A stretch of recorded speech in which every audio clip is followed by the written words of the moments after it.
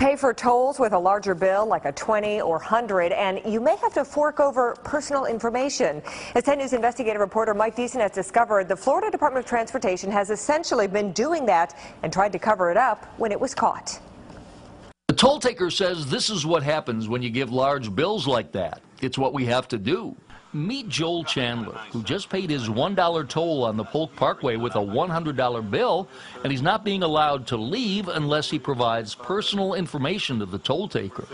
So you all detain people until you get their personal information? Yes, sir. It's a policy the Florida Turnpike Authority instituted for people who paid with $20, $50, or $100 bills. You give me the information, you can go. I'm being detained, even though I've provided you legal tender. So, why? Why am I being detained? This is a serious criminal offense to illegally detain somebody without legal authority, which is exactly what they're doing. Chandler called and emailed the Florida Department of Transportation to complain about the policy. Their initial response was there is no policy to do this, which really made me concerned because it appeared that they were just individual rogue toll booth workers that were, detaining people. But the practice continued at toll booth after toll booth, and if someone refused to provide the information, they were threatened with arrest. I can call FHP and they can come here and give you that information. Would you like for me to do that? I'm asking what the statute is, that's all I want. The deputy can tell you. Would you like for me to do that, sir? So I'm being detained? No, you can come up with another form of tender. Chandler continued to complain, and on July 21st at 7:19, he received this email from the Assistant General Counsel of the department saying, "We do not have sufficient information to investigate whatever he was talking about." But earlier in the day, there were a flurry of emails saying shut down the program, temporarily suspend it, and even who should call Chandler and what should they say. Not only were they untruthful about the policy existing, they made a very concerted effort to cover it up. One of the reasons the department might have not wanted the public to know about the program is because of the people who were being detained. I think it's very clear from their own documents that there was a lot of racial profiling going on. And when you look at these documents, you see that the department changed its policy as to who would be detained that gave a $20 bill, and in fact left it up to the discretion of the toll taker to determine who they thought was suspicious. The courts have routinely ruled that is unconstitutional because it relies on the individual preferences and prejudices of one person. And when you look at who was detained, almost all the time, it was a minority.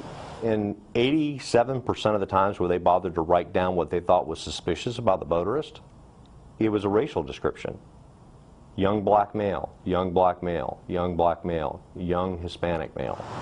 Although the department refused to comment because it expects to be sued, internal emails justify the program because of counterfeit bills. However, in a 2.5-year period, the DOT got $16,000 in counterfeit bills, while at the same time it collected more than $1.5 billion in tolls.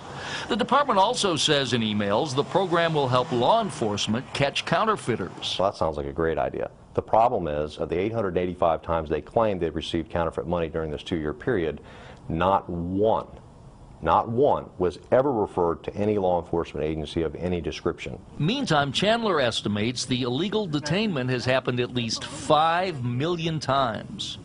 So it's been crime upon crime upon crime upon crime, lie upon lie upon lie. All that's disturbing because these people got caught with their hand in the cookie jar.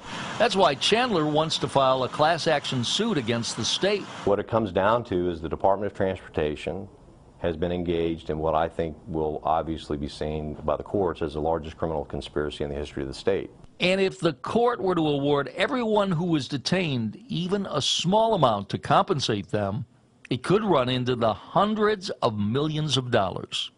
Mike Deason, 10 News. Now, some of the department suggested that the department use one of those green anti-counterfeit pens like most businesses do, but that was rejected. Meanwhile, the DOT spent $32,000 printing up forms to catch $16,000 in counterfeit bills.